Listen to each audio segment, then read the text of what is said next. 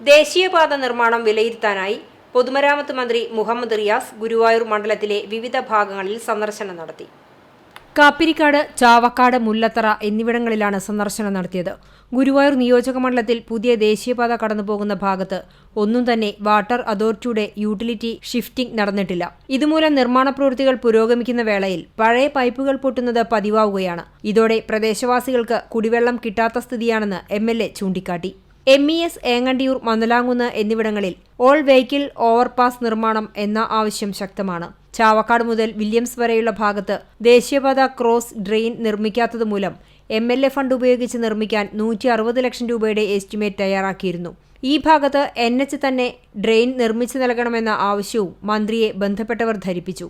Chavakkad beach, തീരദേശ highway എന്നിവിടങ്ങളിലേക്കുള്ള ഒരു പ്രധാന ജംഗ്ഷനായ മുല്ലത്തറയിൽ ഇവിടെ മീഡിയം വെഹിക്കിൾ ഓവർപാസ് പകരം ഫ്ലൈ ഓവർ എന്ന ആവശ്യവും ഉയർന്നു.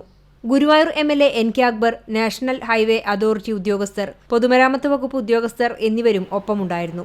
CCTV news, Chavakkad.